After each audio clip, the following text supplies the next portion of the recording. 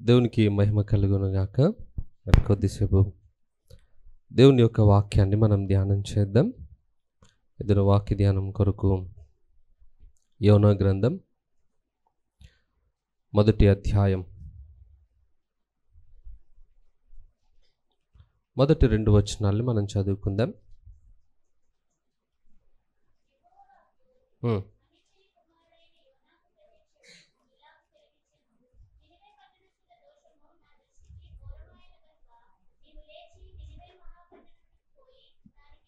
కలుగునని ప్రకటింపుము. అయితే యెహోవా సన్నిధిలో నుండి తర్షీషు పట్టణముకు పారిపోవాలని యోనా యొప్పేకి పోయి తర్షీషునకు పోవు ఒక ఓడను చూచి ప్రయాణమునకు కేవు ఇచ్చి యెహోవా సన్నిధిలో నిలువక ఓడవారితో కూడి తర్షీషునకు పోవుటకు ఓడ ఎక్కెను. హల్లెలూయా. ఈరోజు ఈ యోనా గ్రంథంలో నుండి కొన్ని పాఠాలు మనం నేర్చుకుందాం. మరి ఇక్కడ మొదటి వచనంలో మనకి ఇవ్వబడినటువంటి ఒక సమాచారం, దేవుడు యోనాను దర్శించటం మొదలుపెట్టాడు. దేవుడైన యెహోవా లేదా యెహోవా వాక్కు అమిత్తయి కుమారుడైన యోనాకు ప్రత్యక్షమై ఇలాగు సెలవిచ్చెను. దేవుడు ఏదైనా ఒక కార్యమును లేదా ఏదైనా ఒక పనిని ఆయన చేయాలి అని అనుకున్నప్పుడు ఆ పనిని ఎవరి ద్వారా చేయించుకోవాలో దేవుడు మొదట ఒక నిర్ణయాన్ని కలిగి ఉంటాడట. ఉదాహరణకి మనకు అర్థం కావాలంటే, ఇజ్రాయేలు ప్రజలని దేవుడు ఐగుప్తులో నుండి బయటకు తీసుకుని రావాలి అని అనుకున్నాడు. అలా అనుకున్నప్పుడు ఆ పని కొరకు దేవుడు ఎవరిని నియమించుకున్నాడు? మోషేని ఏర్పాటు చేసుకున్నాడు. అందుకే దేవుడు మోషేతో మాట్లాడి మోషేకి ఆ బాధ్యతని అప్పగిస్తున్నాడు. అలాగే ఇక్కడ నినెవే పట్టణం యొక్క పరిస్థితిని బట్టి దేవుడు ఆ పట్టణాన్ని హెచ్చరించాలి అని అనుకున్నప్పుడు ఆ పని కొరకు దేవుడు ఆ యోనాను ఏర్పాటు చేసుకున్నాడట. అందుకే దేవుడు యోనాతోటి మాట్లాడుతూ ఉన్నాడు. ఏమని మాట్లాడుతున్నాడు అని అంటే, నినెవే పట్టణస్థుల దోషము నా దృష్టికి ఘోరమాయను గనుక, దేవుని యొక్క దృష్టిలో నినెవే పట్టణం యొక్క పరిస్థితి బహుభయంకరంగా మార్చబడిందట. దేవుడిగా ఆ పట్టణాన్ని నాశనం చేయాలి అని అనుకుంటున్నాడు. సహజంగా దేవుని యొక్క దీర్ఘశాంతము చాలా ఉన్నతమైనది. మనుషులంగా మనకి చాలా తొందరగా కోపం రావడం అనేది మనకున్న సహజ లక్షణం. ప్రతి చిన్నదానికి కోపపడతాం, ప్రతి విషయానికి కోపపడతాం. మనం అనుకున్నది అనుకున్నట్టుగా జరగకపోయినా కూడా మనం కోపపడతాం. మన కోపానికి ఒక కారణం ఉండదు, దానికి ఒక లిమిటేషన్స్ కూడా ఉండవు. కానీ దేవుని యొక్క స్వభావం అలాంటిది కాదట. ఎందుకనంటే, దేవుడు ఒకవేళ తొందరపడి కోపపడితే సృష్టి అంతా కూడా ఒక్క దెబ్బతోటి నాశనం అయిపోతుంది. అందుకే దేవుడు ప్రతిసారి కూడా దీర్ఘశాంతముతోటే తన ప్రజల విషయంలో స్పందించాలని దేవుడు ఆలోచన చేస్తూ ఉంటాడు. అలాంటి దేవుని దీర్ఘశాంతమును కూడా ఈ నినెవే పట్టణస్థులు పరీక్షించేశారట. దేవునికే కోపం వచ్చేసింది. ఇక దేవుడు కూడా ఆ పట్టణాన్ని నాశనము చేయాలి అనేటువంటి నిర్ణయానికి ఆయన వచ్చేసాడట. అంటే ఆలోచన చేయండి, దేవుడు ఒక వ్యక్తిని కాదు, అక్కడ కంప్లీట్గా ఒక పట్టణాన్నే నాశనం చేయాలి అని అనుకుంటున్నాడు. అని అంటే అసలు దేవుని యొక్క ఆలోచన ఏంటి, ఇక్కడ దేవుడు తీసుకున్న నిర్ణయం ఏంటో మనకు అర్థం కావాలి. దేవుని ఆశ ఏంటి? అసలు ఏ ఒక్కడు నశించిపోకూడదు అనేది దేవుని ఆలోచన. ఒక వ్యక్తి నశించిపోయినప్పటికంటే కూడా ఒక వ్యక్తి మారు మనస్సు నొంది దేవుని తట్టు తిరిగినప్పుడు దేవుడు ఎక్కువగా ఆనందిస్తాడట. మరి దేవుని యొక్క హృదయంలో ఉన్నటువంటి ఆశ ఒకటైతే, ఇక్కడ దేవుడు చేస్తున్నటువంటి పని ఆయన ఆలోచనకి ఆయన ఆశకి వ్యతిరేకంగా మనకి కనబడుతుంది. అసలు ఒక్కడు కూడా నశించిపోవడం నాకు ఇష్టము కాదు అన్న దేవుడు కంప్లీట్గా ఒక పట్టణాన్ని ఎలా నాశనం చేయాలనుకుంటున్నాడు. పైగా ఆ పట్టణంలో ఎంతమంది ఉన్నారట? 1,20,000 మంది కంటే ఎక్కువ మందే ప్రజలు ఉన్నారు ఆ ప్రాంతంలో. మరి అంతమందిని దేవుడు ఎలా నాశనం చేయాలనుకుంటున్నాడు? ఎందుకు వారిని శిక్షించాలనుకుంటున్నాడు అని అంటే, ఆ పట్టణస్థుల యొక్క ప్రవర్తన లేదా వారి పాపము దేవుని దృష్టికే ఘోరమైపోయిందట. అంటే దేవుని యొక్క సహనాన్ని కూడా వాళ్ళు పరీక్షించేశారు. దేవునికి కూడా వారు కోపం తెప్పించే విధంగా వాళ్ళు ప్రవర్తించారు. దానిని బట్టి దేవుడు ఆ పట్టణాన్ని నాశనం చేయాలి అని అనుకున్నాడట. గుర్తుపెట్టుకోండి, కేవలము ఆ నినెవే పట్టణస్థులే ఆ పొరపాటు చేయడం కాదు. ఆ రోజు నినెవే పట్టణస్థులు చేసినటువంటి ఆ పాపమే ఈరోజు మన జీవితాల్లో కూడా వ్యక్తిగతంగా అది కొనసాగుతుంది అనే విషయాన్ని మనం మర్చిపోకూడదు. ఎందుకంటే మనం కూడా ఎంత దేవుని వాక్యమును తెలుసుకున్న వారమైనా, దేవుని హెచ్చరికలు మాటి మాటికి వింటున్నప్పటికీ కూడా మరలా దేవునికి కోపం తెప్పించే విధంగానే మనం ప్రవర్తిస్తూ ఉంటాం. ఎవరైనా మనకి కోపం తెప్పించారనుకోండి, వెంటనే మనకి ఆ కోపమును బట్టి వారి విషయంలో ఏదో ఒక స్పందన మనం కలిగి ఉంటాం. కొట్టడమో తిట్టడమో ఏదో ఒకటి మనం చేస్తాం.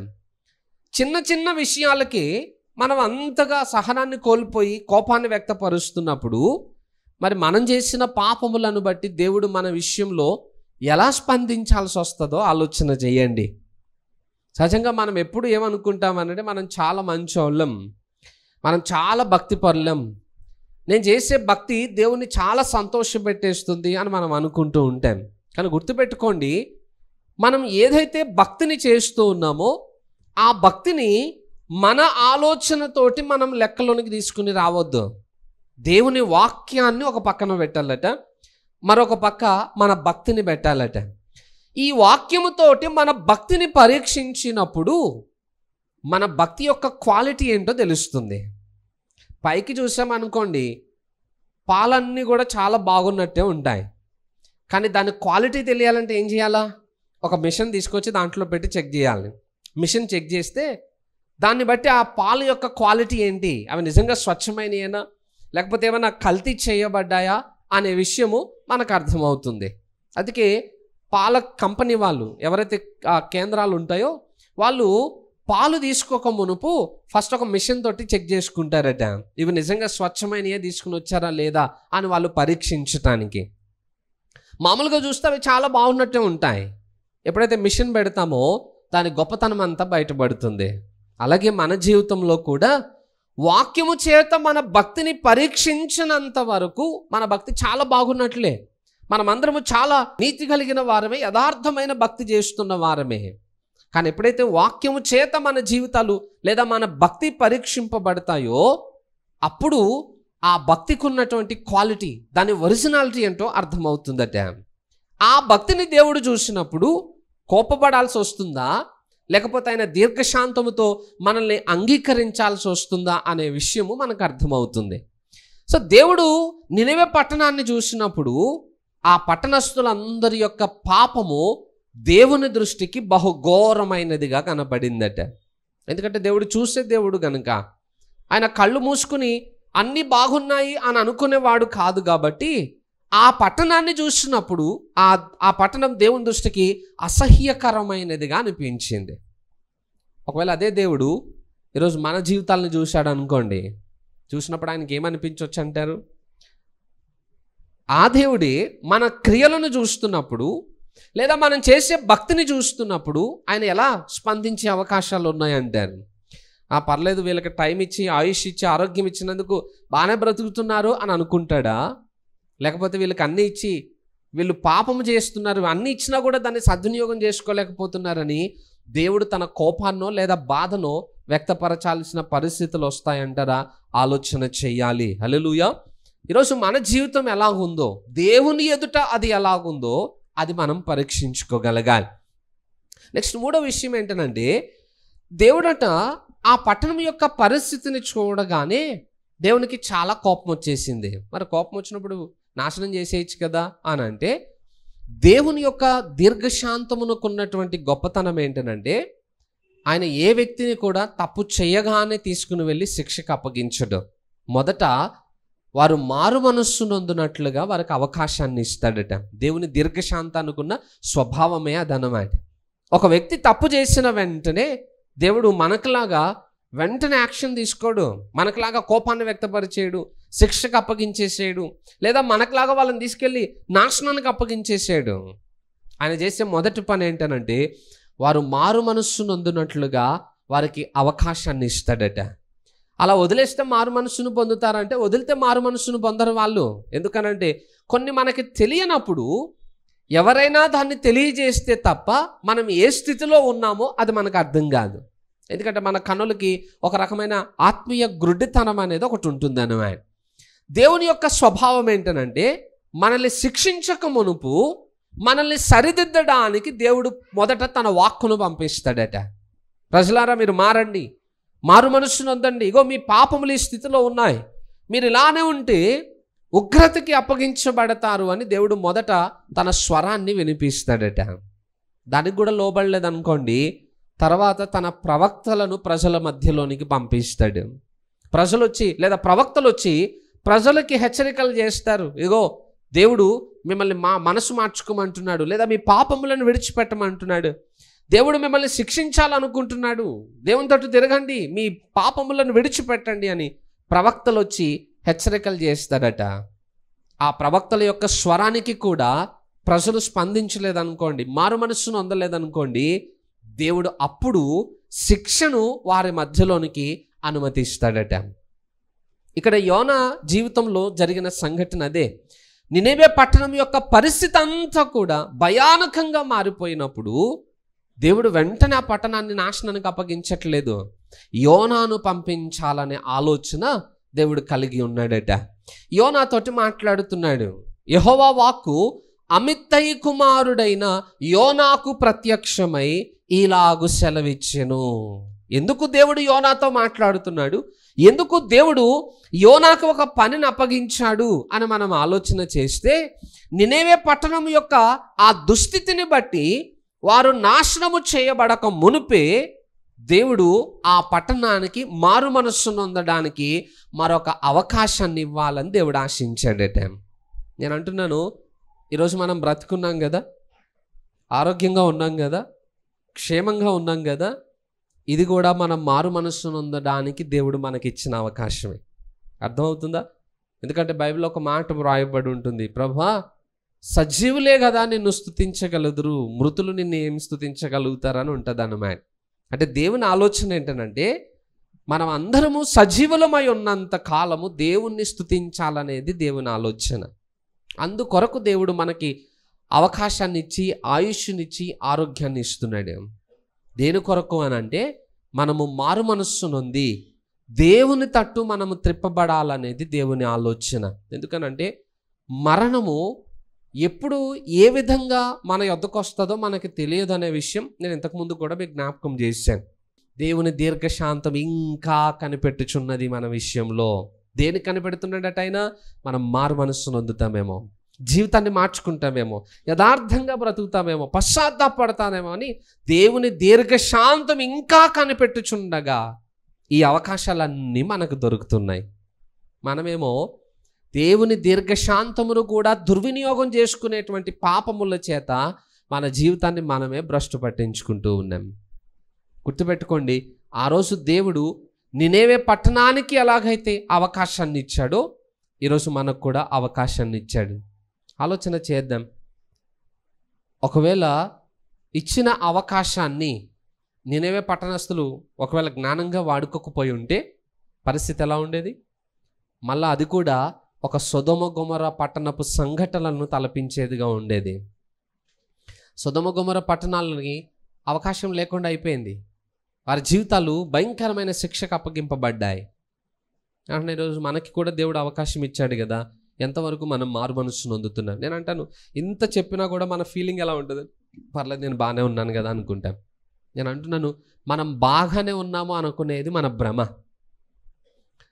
వాక్యాన్ని పక్కన పెట్టి చెక్ చేయండి, తెలుస్తుంది మనం ఎన్ని లోపాలు ఉన్నాయో, ఎన్ని బలహీనతలు ఉన్నాయో, ఎన్ని మురికి పనులు మన జీవితంలో జరుగుతున్నాయో, ఎంత అపవిత్రత మనకు అంటుతుందో, మన స్వభావం ఏంటో, మన బలహీనతలు ఏంటో, ఇవన్నీ కూడా వాక్యపు వెలుగులోనే మనకు అర్థమవుతాయి. అవి సరిదిద్దుకోవడానికే దేవుడు ఇంకా మనకు ఆయుష్నిచ్చి అవకాశాలను ఇస్తున్నాడు అనమాట. ఇంత అవకాశాలు మనకి ఇవ్వబడిన తర్వాత కూడా ఒకవేళ మనం సరిదిద్దుకోలేదనుకోండి, మన జీవితంలో జరిగే నష్టానికి మనమే కారకులమైన వాళ్ళం అవుతాం. హల్లెలూయా. సో అందుకే ప్రతి విశ్వాసి కూడా మనం రక్షణ పొందినా రక్షణ పొందకపోయిన వారమైనా మనకి ఇది అవకాశమే. ఎందుకంటే నేను రక్షింపబడ్డాను కాబట్టి ఐఎమ్ సేఫ్ అనుకోవడానికి లేదు. రక్షింపబడిన వారు మరింత జాగ్రత్తను కలిగి ఉండాలట. ఎందుకంటే నీ కింద ఉన్న వారికంటే నువ్వు ఇంకొక ఫ్లోర్ పైన ఉన్నావు. అక్కడ నుండి పడితే ఎంత ఎత్తు నుండి పడతావో డ్యామేజ్ కూడా అంతే రేంజ్లో జరుగుతుంది. సో నేను పైన ఉన్నాను, నేను సేఫ్గా ఉన్నాను అని అనుకోవడానికి లేదు. పైన ఉన్నందుకు మరింత జాగ్రత్తను నువ్వు కలిగి ఉండకపోతే సమస్య ఇంకా పెద్దదిగా జరిగే అవకాశాలు కూడా ఉన్నాయనే విషయాన్ని మనం మర్చిపోకూడదు. హల్లెలూయా. ఇక యోనాకి దేవుడు ఆ బాధ్యతను అప్పగించాడట. ఎప్పుడైతే యోనాకు ఆ బాధ్యతను అప్పగించాడో యోనా ఏం చేయాలనుకున్నాడట? యోనా నినెవె పట్టణానికి వెళ్ళకూడదు అని అనుకున్నాడట. దేవుడు అప్పగించినటువంటి ఆ పనిని చేయట్లేడు ఆయన. చాలా శాతం మనం అనుకుంటాం లోకమే దేవుని మాట వినదు అని. నేను అంటాను, లోకము కంటే మునుపు దేవుని మాట వినని వారు దేవుని పిల్లలే. అంతే కదా. ఇప్పుడు మన ఇంట్లో మన పిల్లలు తొందరగా మాట వింటారా, మన పక్కింటి పిల్లలు తొందరగా మాట వింటారా? మన పక్కింట్లో పిల్లలే తొందరగా మన మాట వింటారు, మన ఇంట్లో పిల్లలు వినరు. ఎందుకు? మన ఇంట్లో పిల్లలకు మనం బాగా అలవాటు అయిపోయి ఉంటాం. రోజు మన గద్దింపులు వాళ్ళకి తెలుసు, రోజు మన కేకలు వాళ్ళు విని విని అలవాటు అయిపోయారు. ఇక వాళ్ళకి ఏముంటుందంటే మా మమ్మీ అట్లనే అరుస్తుందిలేగా, కాసేపు ఊరుకుంటుందిలే, లైట్ అని అంటున్నాను. మా డాడీ కాసేపు కోపపడతాడు కానీ మన తర్వాత కాంప్రమైజ్ అయిపోతాడులే, ఏం కాదులే, కాసేపు సైలెంట్గా ఉంటే అయిపోద్దని వాళ్ళు మన నాడి వాళ్ళు గుర్తుపట్టేశారు. అందుకే మన ఇంట్లో వాళ్ళకంటే మన పొరుగింటోళ్ళే మన మాటలు ఎక్కువగా వింటారు, అంటే విధేయత విషయంలో. ఇక్కడ కూడా యోనా జీవితంలో అదే జరుగుతుంది.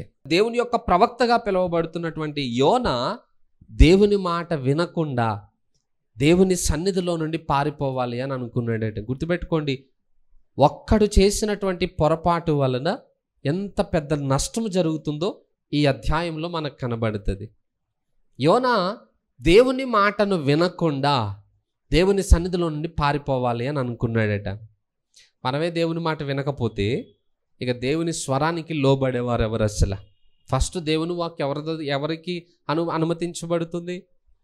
దేవుని పిల్లలైన వారికి మొదట దేవుని వాక్కు అందించబడుతుంది. అయితే దేవుని పిల్లలు ఆ మాట వినట్లేదు. మనకి బైబిల్ చరిత్రను మనం చూస్తే యేసుప్రభు సువార్త ప్రకటించినటువంటి కాలంలో యేసుప్రభు అంటాడు, మొదట సువార్త ఎవరి యొద్దకి పంపబడిందట? ఇశ్రాయేలు ప్రజల యొద్దకి పంపబడింది. మొదట్లో అన్యజనులకి దేవుని సువార్త ప్రకటింపబడలేదు. ఎప్పుడైతే యూదులైన వారు లేదా ఇశ్రాయేలు ప్రజలు దేవుడిచ్చినటువంటి అవకాశాన్ని తృణీకరించారో అప్పుడు దేవుని సువార్త అన్యజనుల యొద్దకు తీసుకుని రాబడింది. అపోస్తలుడైన పౌలు అంటాడు, మీరు దేవుని మాటను తృణీకరిస్తున్నారు కాబట్టి ఇక మేము ఇప్పుడు అన్యజనుల యొద్దకు వెళ్తాము అని చెప్పి పౌలు దేవుని సువార్తను బయట ప్రజల యొద్దకి తీసుకుని రావడానికి పౌలు దేవుని నిర్ణయ ప్రకారంగా అడుగులు వేస్తాడన్నమాట. మొదట దేవుని వాక్కు దేవుని పిల్లల యొద్దకు పంపబడినప్పుడు వాళ్ళు వినలేదు కాబట్టి ఆ వాక్యము బయట ప్రజల దగ్గరికి తీసుకుని రాబడింది. ఈరోజు మనం కూడా చేస్తున్న పొరపాటు అదే. దేవుడు మనతో సూటిగా మాట్లాడుతున్నాడు, మనకి ఎన్నో హెచ్చరికలు చేస్తున్నాడు, కానీ మనం దేవుని మాటను వినట్లేదు. వింటున్నట్టు ఉంటాం ఇక్కడ, కానీ వినం. ఎందుకనంటే వినినవాడు ఖచ్చితంగా స్పందిస్తాడు. ఇప్పుడు మన ఇంట్లో ఎవరైనా పిలిచామనుకోండి, వాళ్ళు ఖచ్చితంగా ఆ మాట వింటే రెస్పాండ్ అవుతారు. పిల్లలు పిలిచామనుకోండి, చెప్పు మమ్మీయో లాడియోలో ఏదో ఒకటి ఎవరు పిలిచారో వాళ్ళకి రెస్పాండ్ అవుతారు. ఈరోజు ఎంత వాక్యం విన్నా మనలో ఏం స్పందన లేదనంటే ఇప్పుడు మనం వింటున్నట్ట వినట్లేనట? వింటున్నట్టు నటిస్తున్నట్లు అనమాట, అంతే కదా. ఎందుకంటే వినలేదు అందామనంటే అందరు ఇక్కడే ఉంటున్నారా? అరే వింటున్నారు అని అంటే మార్పు చూద్దామంటే మార్పు కనబడట్లేదా? మరి ఇప్పుడు ఏమనాలా? విన్నట్లు నటిస్తున్నాము అని అనాలి. మరిగా నటించేటోడే కదా, ఏం ప్రతిఫలాన్ని లేదా ఏమి రిజల్ట్ చూపించిన వాడు. జస్ట్ ఈరోజు మనం దేవుని మందిరంలోనికి వచ్చినప్పుడు దేవుని వాక్యాన్ని విన్నట్టు నటిస్తున్నామే తప్ప వినట్లేదన్నమాట.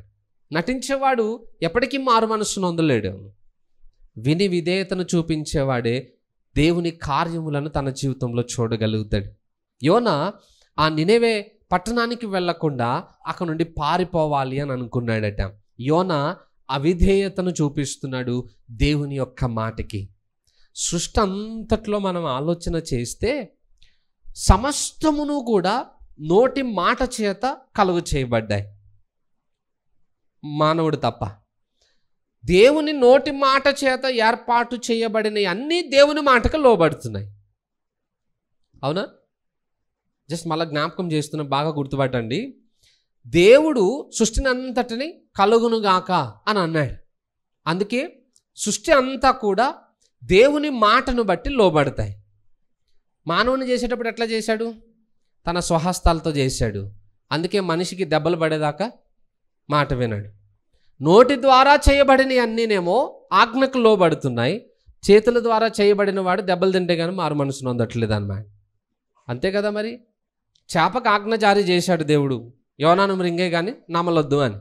చేప లోబడిందా లేదా? కాకికి ఆజ్ఞ జారీ చేశాడు, వెళ్ళి ఏలియాకు భోజనం తీసుకెళ్ళి ఇచ్చినా అని చెప్పి. కాకి లోబడిందా లేదా? తుఫానును గద్దించాడట యేసు ప్రభు, వెంటనే తుఫాను లోబడిందా లేదా?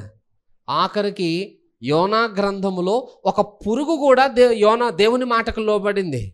వెళ్ళి యోనాకి ఏదైతే చెట్టు నీడిస్తుందో ఆ చెట్టుని కొరికే అనగానే ఒక పురుగు కూడా వెళ్ళి యోనా అంటే కూర్చున్న చెట్టుని కొరికేస్తుంది దేవుని మాటకు లోబడి. ప్రతి జీవి దేవుని మాట వింటుంది. అసలు వినాల్సిన మనమేమో దేవుని మాటను పక్కన పెట్టేసి వెళ్తున్నాం. ఎంత ప్రమాదకరమైన పనులు మనం చేస్తున్నామో ఆలోచన చేయండి. ఎందుకనంటే విధేయత అనేది ఎక్కడుంటుందో అక్కడ ఖచ్చితంగా ఆశీర్వాదం అనేది అనుగ్రహించబడుతుంది. బైబిల్లో ఒక చరిత్ర మనకి తెలుసు. పేతురట ఒకరోజు రాత్రంతా చేపలు పట్టేసి వచ్చి తెల్లవారినిగా ఆ ఒడ్డున, సముద్రపు ఒడ్డున ఆయన వలలు గడుక్కుంటూ ఉన్నాడు. అదే సమయానికి యేసుప్రభు అక్కడికి వెళ్ళాడు. అక్కడ జనసమూహం అంతా కూడి ఆయన దగ్గరికి రాగానే ఆ పేతురు యొక్క దోణిలోనే కూర్చుని అక్కడ ఉన్న వాళ్ళందరికీ ప్రసంగం చేశాడు. ప్రసంగం అంతా అయిపోయిన తర్వాత పేతురుని పిలిచి చెప్తున్నాడు, దోణిను కొంచెం లోపలికి పంపించి దోణి యొక్క కుడివైపున, నా యొక్క కుడివైపున నువ్వు వలలు వేయమని చెప్పగానే పేతురు ఏమంటాడు, అయ్యా రాత్రంతా మేము చేపలు పట్టేసి వచ్చాం, కానీ ఒక్క చేప కూడా దొరకలేదు.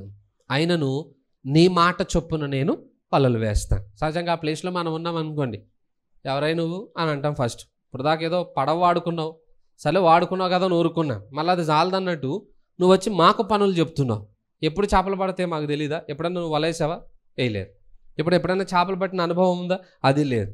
పైగా ఇప్పుడు దాకా చేపలు పట్టి వచ్చినావు, ఒక్క చేప కూడా దొరకలేదు. మళ్ళీ ఇప్పుడు వచ్చి నువ్వు వలలు వేయమంటున్నావు. ఎట్లా సాధ్యం అవుతుంది? మనం వ్యతిరేకిస్తాం. ఎందుకంటే ఆ టైంలో దేవుని మాట కంటే కూడా మన అనుభవాన్ని మనం ఎక్కువగా పరిగణలోనికి తీసుకుని వస్తాం. ఏదైనా ఒక అనుభవం మనకు కలగగానే మనకు వచ్చే ఆలోచన ఏంటంటే ఎంతమంది ఏమైనా చెప్పనియండి, పక్కన పెట్టేస్తాం. మన అనుభవాలని మనం బేస్ చేసుకుని ముందుకెళ్ళిపోతాం. మీకేం తెలుసు సార్, మీకేం తెలుసు అని అంటాను. నేను అంటాను, దేవుని వాక్యము అనేది దేవుని యొక్క నోట నుండి వచ్చినటువంటిది. దేవుడు ఏమీ తెలియకుండానే బైబిల్ ఆజ్ఞలు అన్ని రాయించాడంటారా? దేవునికి ఏమీ తెలియకుండానే ఈ హెచ్చరికలు మనకి ఇచ్చాడంటారా? మరి దేవునికి తెలియనిది ఏముంటుంది అసలు? కానీ మనమేమనుకుంటామనంటే దేవుని వాక్యము కంటే మన అనుభవాలే గొప్పవి అని అనుకుంటూ దేవుని ఆజ్ఞలను కూడా పక్కన పెట్టేసి మన అనుభవాలను ఆధారం చేసుకుని ఏదో చేయాలని అడుగులు వేస్తూ ఉంటారు. అవే మన జీవితంలో చాలా పెద్ద సమస్యలను తీసుకుని వస్తాయి. బట్ పేతురు అంటున్నాడు, ప్రభువా నా అనుభవం నాకు చాలా పాఠాలు నేర్పించింది. ఎప్పుడు చేపలు పడతాయో, ఏ స్థలంలో చేపలు పడతాయో కూడా నాకు బాగా తెలుసు. అయినను నీ మాట చొప్పున నేను వెళ్ళి వల వేస్తాను.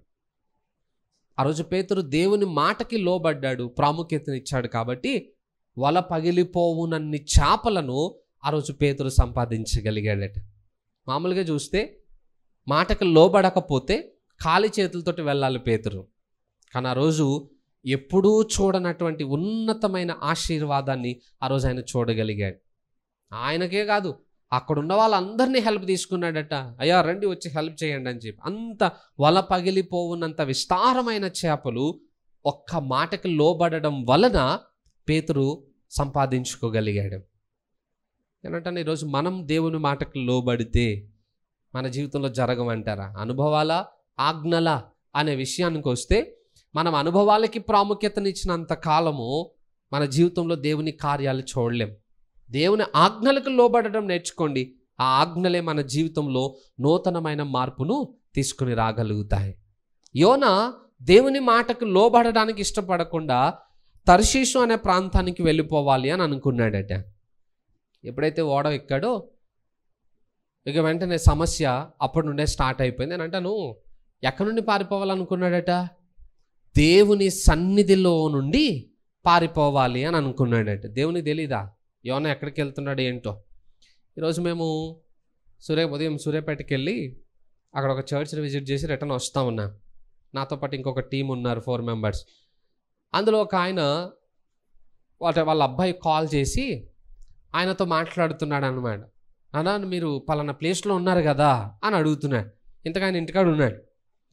ఈయన ఫోన్ లిఫ్ట్ చేయలేదని నా ఫోన్కి చేసి అడుగుతున్నాడు అన్నమాట, మీరు పలానా ప్లేస్లో ఉన్నారు కదా అని అడుగుతున్నాడు. అరే నీకు ఎలా తెలుసురా అని అంటే, నీ ఫోన్ని నేను ట్రాక్ చేసేసాను అని అన్నాడు. ఏం లేదు, అందులో గూగుల్ ఆప్షన్ ఏదో ఉంటుంది, పిల్లలకు బాగా తెలుస్తుంది. ఇలాంటివన్నీ ఇప్పుడు రిసోర్సెస్ ఎక్కువైపోయాయి. ఎవరి ఫోన్ ఎక్కడ ఉంది, ఎవరు ఏం వాడుతున్నారు, ఎవరెవరికి ఏం ఫోన్లు వస్తున్నాయి, ఇవన్నీ చూడడానికి ఆన్లైన్లో అనవసరమైన సమాచారాలను ఇస్తున్నారు కొంపలు తగలేయడానికి.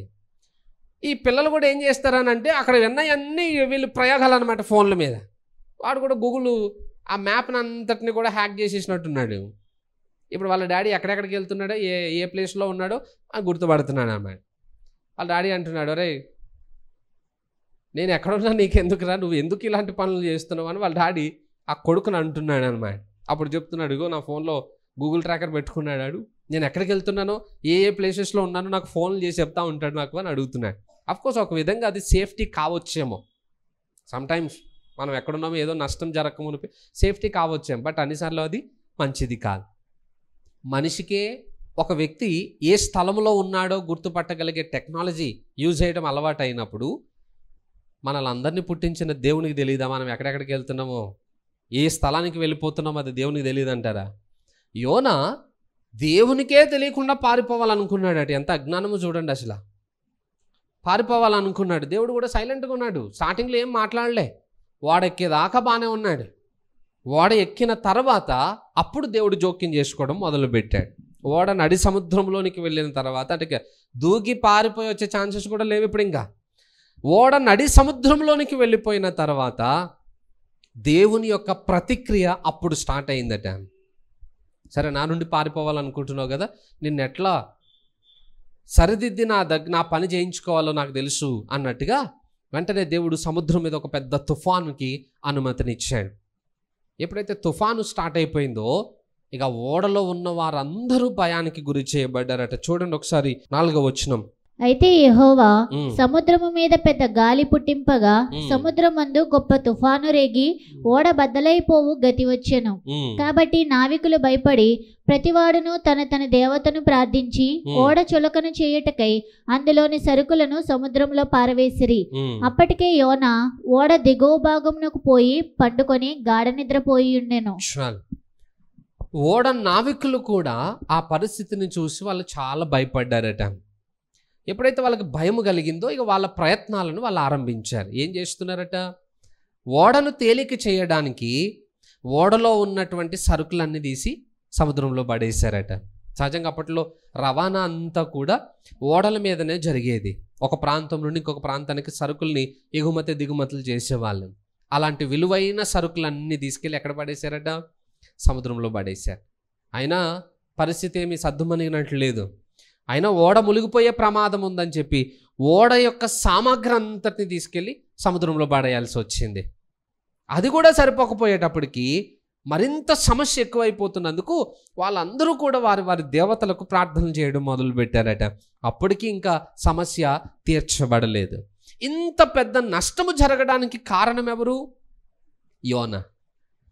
ఒక్కడు చేసినటువంటి ఆ పొరపాటు పనికి ఎంతమంది నష్టపోవాల్సి వచ్చిందో ఆలోచన చేయండి. వ్యాపారులు నష్టపోయారు, ఓడ యజమానులు నష్టపోయారు. ఇంతమంది నష్టపోవడానికి కారణం ఎవరు? ఒక్కడు చేసినటువంటి తప్పును బట్టి, యోనా చేసిన పొరపాటును బట్టి ఎంతమంది నష్టపోయారో ఆలోచన చేయండి. ఈరోజు మన లైఫ్లో కూడా తప్పు మనం ఒక్కరిమే చేయొచ్చేమో, కానీ మనం ఒక్కరు చేసిన పొరపాటును బట్టి మన ఇంటి వారందరూ శ్రమపడే అవకాశాలు ఉంటాయి. నేనే కదా, నా ఒక్కనే చేస్తున్నాను కదా అని అనుకుంటాను. గుర్తుపెట్టుకోండి, పాపం ఎప్పుడూ కూడా ఒక్కరితోటి పోదు. అది ఖచ్చితంగా ఇంకొకరి మీద నష్టాన్ని కలుగు చేసే వెళ్తుంది అన్నమాట. అందుకే ఎప్పుడు కూడా మనమే కదా, నేనే పాపం చేస్తున్నా కదా, నాకు ఇష్టం వచ్చినట్టు నేను బ్రతుకుతున్నాను కదా, నేను ఇంకొకరికి ఎవరికి చేయమని చెప్పట్లేదు కదా అని అనుకుంటాను. కానీ గుర్తుపెట్టుకోండి, ఇంటిలో ఏ ఒక్కరు తప్పు చేసినా ఆ ఇంటికి కలిగేటువంటి నష్టానికి ఇంటిల్లపాది కూడా ఇబ్బందులను ఎదుర్కోవాల్సి వస్తుంది.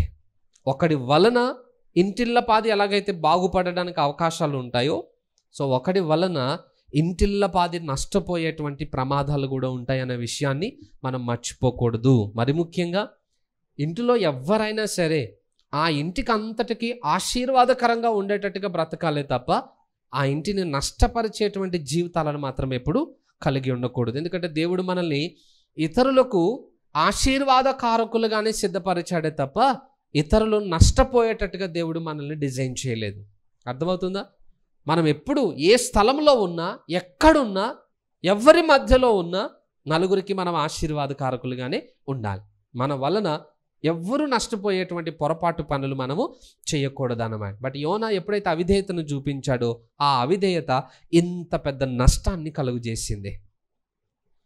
దేవుని మాటకి లోబడిన వాడు ఎక్కడికి వెళ్ళినా ఆ ప్రాంతం అంతా వాళ్ళ వల్ల నష్టపోతూనే ఉంటుంది.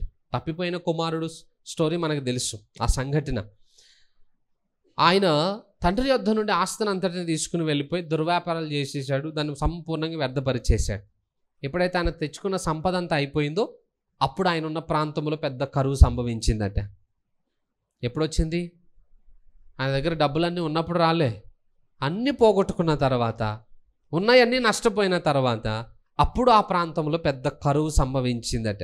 ఈయన వెళ్ళిన తర్వాతే ఆ కరువు సంభవించింది, వెళ్ళక ముందు రాలేదు. అందుకన్నాను, దేవునికి లోబడిన వాడు ఎక్కడున్నా ఆ వ్యక్తుల వల్ల ఆ ప్రాంతానికి, ఆ ఇంటికి, ఆ పరిసరాలకి కూడా నష్టమే కలుగుతుంది. ఎందుకంటే వాళ్ళు చేసే బుద్ధిహీనమైన పనులు అందరినీ ఇబ్బందులకు గురి చేస్తాయి.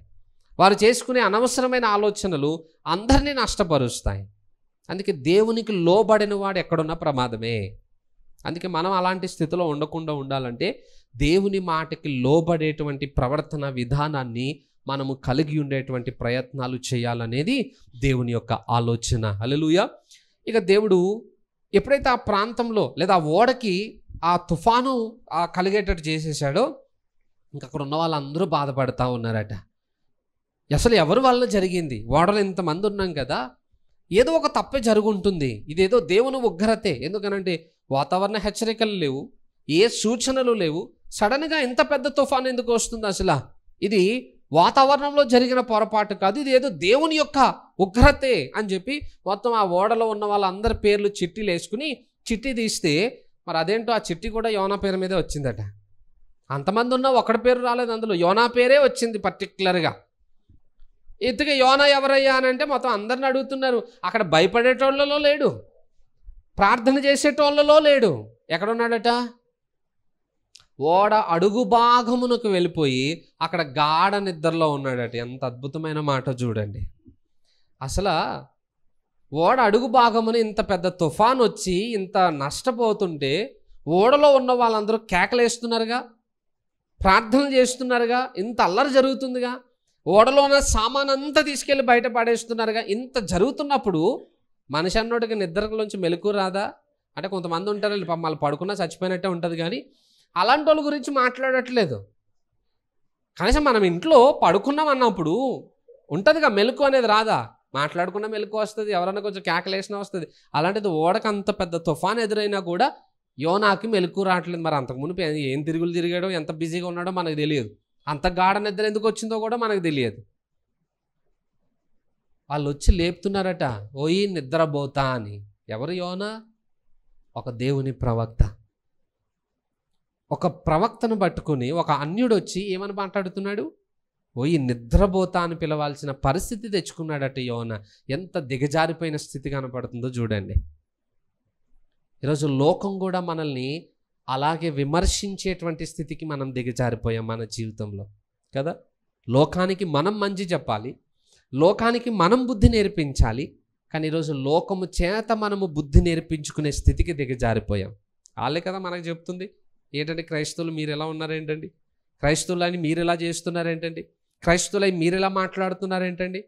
తిట్టించుకోవట్లేదా వాళ్ళ చేత? మనం పని చేసే స్థలాల్లో, కంపెనీల్లోనూ మన చుట్టూ ఉన్న పని వాళ్ళ చేత తిట్టించుకుంటున్నాం. మళ్ళీ పేరుకి క్రైస్తవులం అని గొప్పగా చెప్పుకోండి. అసలు ఎంత చూడండి, మీకు ఇంకొక వాక్యం కూడా చదివిపిస్తాను. 9వ వచనం నుండి చదవండి. అతడు వారితో ఇట్లనెను, ఉమ్, నేను హెబ్రీయుడను, ఉమ్. సముద్రమునకు భూమికిని సృష్టికర్తయై ఆకాశమందుండు దేవుడైన యెహోవా యందు నేను భయభక్తులు గలవాడనై ఉన్నాను. ఉమ్. తాను యెహోవా సన్నిధిలో నుండి పారిపోవచ్చున్నట్టు అతడు ఆ మనుషులకు తెలియచేసి ఉండెను గనుక వారు ఆ సంగతి తెలుసుకుని మరింత భయపడి నీవు చేసిన పని ఏమని అతనిని అడిగిరి. చాలు. ఏమని చెప్పుకున్నాడట యోనా? నేను హెబ్రీయుడను, సముద్రమునకును భూమికిని సృష్టికర్తయ్యై ఆకాశమందుండు దేవుడైన యెహోవా యందు నేను భయభక్తులు గలవాడనై ఉన్నాను. ఇంట్రడక్షన్ ఎంత అద్భుతంగా చెప్పాడో చూడండి. సార్, నేను హెబ్రీయుడని, సముద్రానికి ఆకాశానికి దేవుడైన ఆయన యందు నేను భయభక్తులు కలిగిన వాడనై ఉన్నానని ఇంత గొప్పగా చెప్పుకున్నాడు. మనం కూడా కంపెనీలో అలాగే చెప్పుకుంటాంగా, మేము క్రిస్టియన్స్ అండి, మాది పలానా చర్చ్ అండి, మేము ఎన్ని సంవత్సరాలు అయిందండి రక్షింపబడి, ఇవన్నీ చెప్పుకుంటాం. లాస్ట్కి యోనా చేసినట్టే మనం కూడా చేస్తాం కంపెనీలో, అంతే కదా? మరి తిట్టుకోరా లోకం, విమర్శించరా మనల్ని, నేరారోపణ చేయరా? యోనా చేసిన పొరపాటే మనం చేస్తున్నాం. చెప్పుకోవడమేమో గొప్పగా చెప్పుకుంటున్నాం, మేము క్రైస్తవులం, ఆదివారం మాకు లీవ్ కావాలి చర్చికి వెళ్ళడానికి, లేకపోతే మా చర్చిలో మీటింగ్లోనే నాకు తొందరగా పర్మిషన్ ఇచ్చేయండి ఇంటికి వెళ్ళిపోవడానికి. ఇవన్నీ బాగానే చేస్తాం, మళ్ళీ అదే కంపెనీలో తప్పులు చేస్తాం. మరి నీ క్రిస్టియానిటీ ఎలా నిరూపించబడుతుంది? నీ భక్తి ఎలా ఇతరులకు ఆశీర్వాదకరంగా మార్చబడుతుంది? భక్తి అనేది నోటితో చెప్పుకుంటే వచ్చేది కాదండి, అది క్రియల చేత చూపించగలిగినప్పుడే చుట్టూ ఉన్న ప్రజలందరూ దేవుని మహింపరచగలరు. మనం చెప్పుకునేదాకా వచ్చి ఆగిపోతాం, మళ్ళీ మనకు నచ్చినట్టు మనం బ్రతుకుతాం. మళ్ళీ ఆయన చెప్తున్నాడు, నేను ఆ దేవుని దగ్గర నుండి పారిపోతున్నాను అని చెప్పి మళ్ళీ ఆయన చేసిన పొరపాటు పని కూడా చెప్తున్నాడు అన్నమాట. ఈరోజు లోకమంతా మనల్ని దూషించటానికి, ద్వేషించటానికి గల కారణం అదే. క్రైస్తవులమని గొప్పగా చెప్పుకుంటున్నాం, కానీ ఆ క్రైస్తవ్యానికి తగినట్లుగా మనం కంపెనీలలో కానీ మనం పనిచేసే స్థలాల్లో కానీ ఆ ఘనతను మనం కనుపరుచుకోలేకపోతున్నాం. ఎంత దౌర్భాగ్యమైన స్థితి ఈరోజు మన క్రైస్తవ జీవితాల్లో కనపడుతుందో ఆలోచన చేయండి. ఏదైతే నువ్వు చెప్పుకుంటున్నావో దానిని నువ్వు నిరూపించుకోగలగాలి. ఏదైతే నువ్వు గొప్పగా మాట్లాడుతున్నావో అది నీ జీవితంలో నువ్వు కనుపరుచుకోగలగాలి. అప్పుడు నీ భక్తి ఇతరులందరికీ ఆశీర్వాదకరంగా ఉండగలుగుతుంది. హల్లెలూయా. యోనా తన్ని కాపాడుకోలేకపోయాడు. వెంటనే అంటున్నాడు, నన్ను తీసుకెళ్ళి సముద్రంలో పడేసేయండి, అప్పుడు ఈ తుఫాను నిమ్మలించబడుతుంది అని. తీసుకెళ్ళి సముద్రంలో పడేసాను. దేవుడు వెంటనే, ఆ స్టోరీ అంతా తెలుసు కదగా, ఆ స్టోరీ అంతా నేను స్కిప్ చేసుకుంటూ వెళ్ళిపోతున్నాను. అయితే గుర్తుపెట్టుకోండి, యోనాను అసలు దేవుడు ఎందుకు పిలుచుకున్నాడు? సరదాగా మనం ఓడ రౌండేసి వద్దాం పద పడవలోని అని చెప్పి షికారుకి పిలిచాడా? పని చేయడానికే కదా. మరి యోనా ఏం చేస్తున్నాడు? పడుకున్నాడు. పని అయిపోయిన తర్వాత ఏదో షికారుకి వెళ్ళాడు అంటే పర్లేదు, అసలు పనే చేయకుండా షికారులు పోతున్నాడు ఆయన. ఊరుకుంటాడా దేవుడు? ఇప్పుడు పని చేయాల్సినాడు పడుకుంటే దేవుడు ఒప్పుకుంటాడా? మీరు కంపెనీకి వెళ్తారుగా, 9 గంటలకి కార్డు పంచుకొట్టేసి ఆ పక్కనే ఆఫీస్లో ఏసీ ఉంది కదా అని చెప్పి టవల్ వేసుకుని అక్కడ గురిపెట్టి నిద్రపోయారు అనుకోండి, ఒప్పుకుంటారా మీ యజమానులు? అవకాశాలు దొరుకుతాయి? అసలు ఛాన్సే లేదు. మరి యోనా దేవుని పని కొరకు నియమింపబడిన వాడు వెళ్ళిపోయి పడుకుని నిద్రపోతూ ఉన్నాడట. పని చేయాల్సినోడు పడుకుంటే పని ఎవరు చేస్తారు?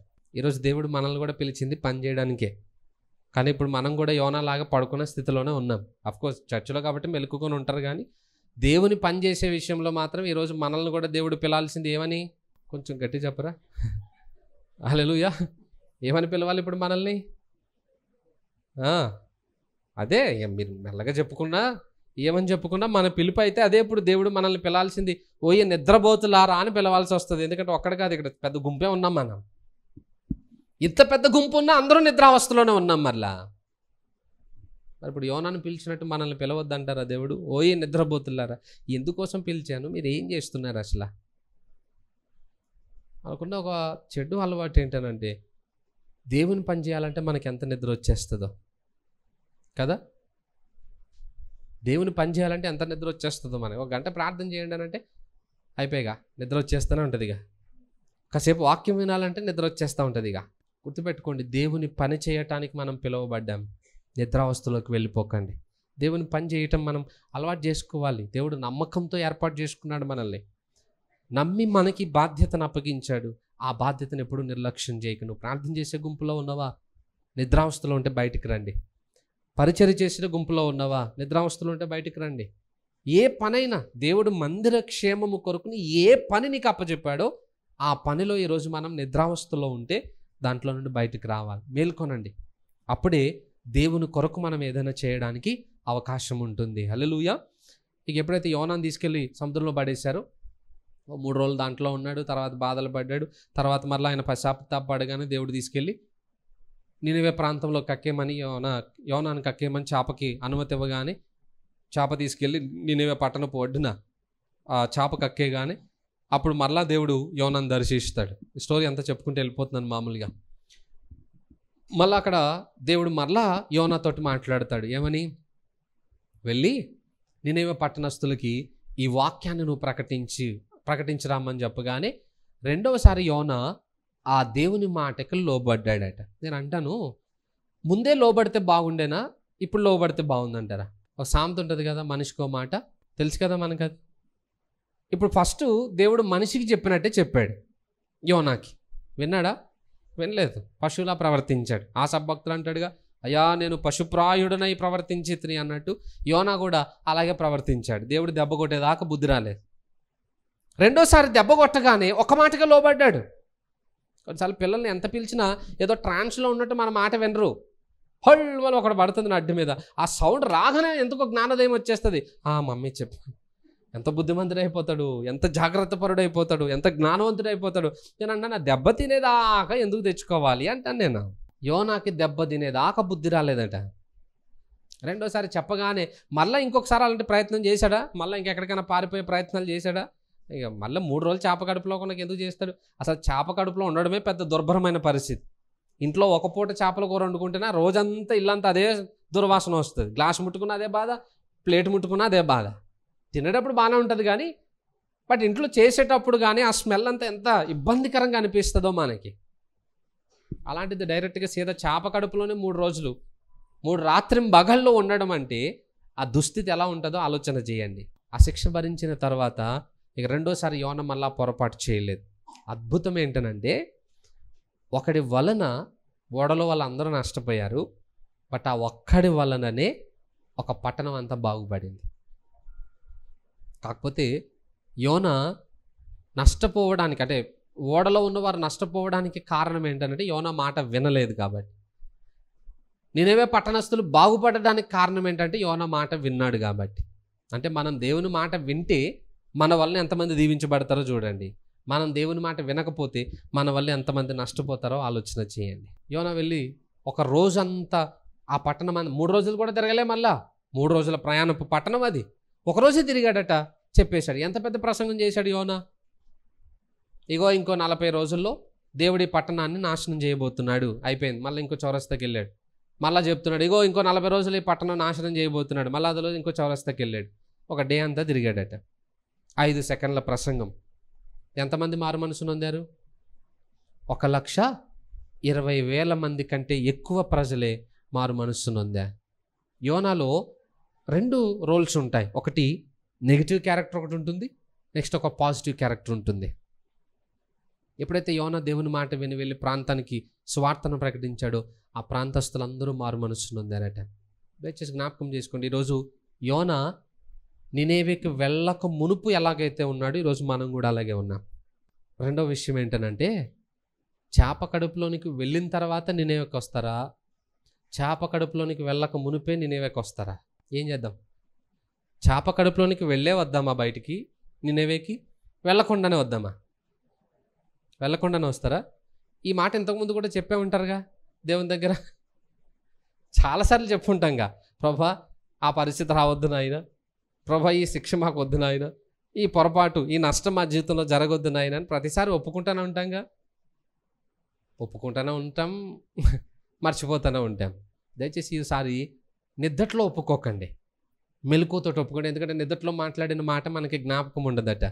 అందుకే ఈరోజు మేల్కొని అప్పుడు దేవుని దగ్గర లోపాన్ని సరిదిద్దుకోండి. ఇంకా దగ్గరకు వచ్చాం, ఆల్రెడీ ఓడలో ఉన్నాం, ఇక తీసుకెళ్ళి చేప కడుపులో వేయడానికి దేవుడు కూడా రెడీగా ఉన్నాడు. ఇప్పుడు మరి ఇప్పుడైనా మారు మనసును అందకపోతే, జీవితాన్ని సరిదిద్దుకోకపోతే ఆ సమస్యను, ఆ శ్రమను మనం భరించక తప్పదు. ఇప్పటికైనా మనం మారు మనసు ఉంది దేవుని తట్టు తిరిగితే, జీవితాన్ని సరిదిద్దుకోవడానికి ఒకవేళ ఇష్టపడితే, ఆ చేప కడుపులోనికి వెళ్ళి పడే శ్రమ నుండి మనం విడిపించబడతాం. నిజంగా చేప కడుపులోనికి వెళ్తామని కాదు, శ్రమ మన జీవితంలోనికి రాకుండానే మనం తప్పించుకోగలుగుతాం. నినేవే పట్టణస్థులకు ఆ జ్ఞానం ఉంది. అందుకే శిక్ష రాకమునిపే వారు పశ్చాత్తాపడి దేవునికి లోబడ్డారు, శ్రమ నుండి తప్పించుకోగలిగారు. మరి వాక్యం తెలిసిన మనము శిక్షకు అప్పగింపబడడం అనేది ఎంత అజ్ఞానపు క్రియ అది. అందుకే ఈరోజు ఆ పరిస్థితి రాకుండా ఉండాలంటే దేవుని తట్టు తిరుగుదాం. ప్రభా, నువ్వు నన్ను ఎందుకు పిలుచుకున్నావో ఆ మాటకి నేను లోబడతాను. ఎక్కడ అవిధేయతను చూపిస్తున్నానో అక్కడ నా జీవితాన్ని నేను సరిదిద్దుకుంటాను అని దేవుని దగ్గర పశ్చాత్తాపడగలిగితే దేవుడు మనల్ని అనేకులకి ఆశీర్వాదకరంగా నిలబెట్టడానికి ఆయన సిద్ధంగా ఉన్నాడు. మంచిది, కొద్ది మాటలు దేవుడు దీవించునుగాక. తలలు వంచుకుందాం, కళ్ళు మూసుకుందాం, చిన్న ప్రార్థన చేసుకుందాం. పరిశుద్ధుడా, మా ప్రియ పరలోకపు తండ్రి, నీ ఘనమైన నామానికి వందనాలు ప్రభా. అయ్యా, ఈరోజు నీ వాక్యం ద్వారా మాతో మాట్లాడి మాకు నేర్పించిన ఈ పాఠముల కొరకు నీకు వందనాలు. నిజమేనాయన, నీ దీర్ఘశాంతం ఇంకా కనిపెట్టుచుండగా మా అందరము మారు మనస్సు నొందటానికి మాకు ఇట్టి అవకాశాలు దొరుకుతున్నాయి. కానీ మేమే నీవిచ్చిన అవకాశాలను దుర్వినియోగం చేసుకుని నీ మాటకి అవిధేయతను చూపిస్తూ మా వలన అనేకులు నష్టపోవడానికి మేము కారకులం అవుతూ ఉన్నాం. ఇక మీదట ఆ పరిస్థితి మా జీవితాల్లో రావద్దు నాయన. మేము అడుగుపెట్టిన ప్రతి స్థలము దీవించబడాలి, ప్రతి కుటుంబము ఆశీర్వదింపబడాలి. ఆ రీతిలో మా జీవితాల్ని మేము సరిదిద్దుకోవాలని ఆశిస్తున్నాం. ఈ అవకాశాన్ని మేము దుర్వినియోగం చేసుకోవడం మాకు ఇష్టం లేదు నాయన. కాబట్టి మమ్మల్ని బలపరచండి, మా హృదయములను కదిలించండి, మాలో నూతనమైన మార్పును మీరు పుట్టించమని అడుగుతున్నాను. అయ్యా, ఇక్కడికి చేరువచ్చిన ప్రతి ఒక్కరిలో ఈ వాక్యాన్ని మీరు ఫలింప చేయమని యేసు నామములో ప్రార్థిస్తున్నాము తండ్రి. ఆమెన్.